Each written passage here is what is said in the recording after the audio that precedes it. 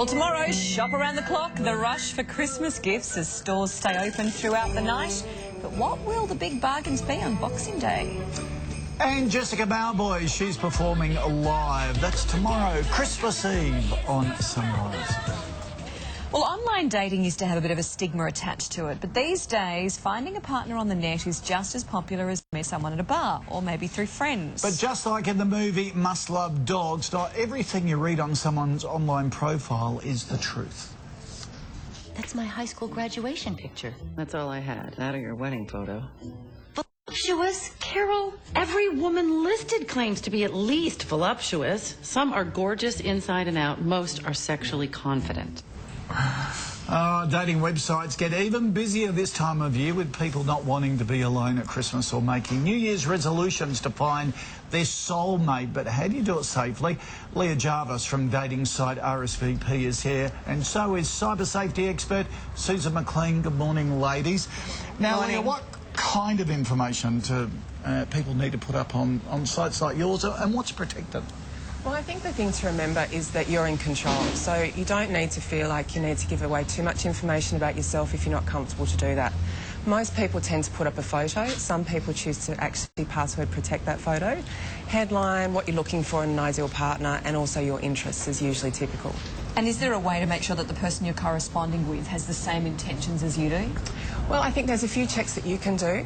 One of them is to actually password protect some of your information while you get to know someone.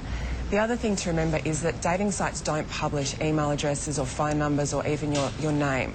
So everything's kept private, and it's best to stay on the site and actually use the site to communicate until you're ready to make the next step and share details. That's a good tip, Susan.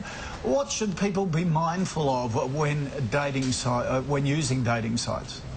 Well, what I think they need to be mindful of is, of course, anyone can be anyone online.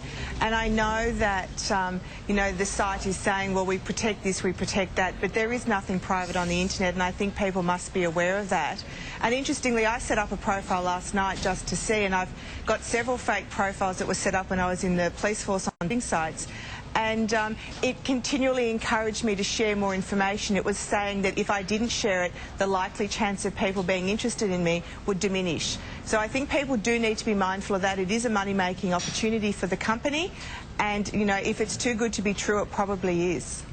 Sure, but a lot of people see it as a way to legitimately meet other people and date. So, given that people make that decision, what are some parameters maybe? What's some information that maybe they don't put online? I would be very mindful of what I put. I'd put the minimum amount possible. I'd rather go and have a look myself rather than someone waiting to find me. I'd make sure that if I then decided to meet the person in the real world, I would be doing it in a very public place, a coffee shop. I would nearly always suggest that you take a friend for that first meeting, and I would absolutely let someone know where I was going and what time I was expected home.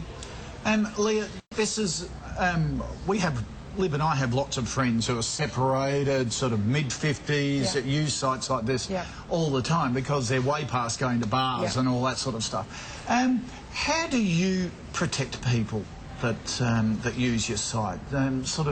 How do you protect them from stalkers or whatever? Well, look, I think the thing to remember online is there are people that have the wrong intentions. I mean, that is clear in any category, whether it's like shopping or a bar. Meeting him at a bar, exactly. So you do need to have your guard up. You don't need to feel that because you're on the internet and it's fast that you have to be quick as well. You know, you take your time, settle back, get to know the site, take your time in sharing information, and use the email process to sort of safeguard yourself. Don't feel like you need to rush out the next night and go and meet someone in person. But I think it's just one of those things, you know, you take it with a grain of salt. It is dating, it's just another way to meet, but you need to have the same instincts and you need to trust your gut and go with that when you're meeting someone for the first time. And people have lied on dates for eternity, haven't they?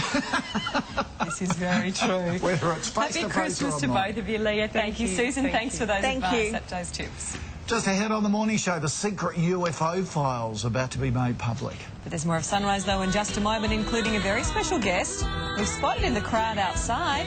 But first, here's Sydney through the Jetstar Skycam, possible late shower at a top of 20.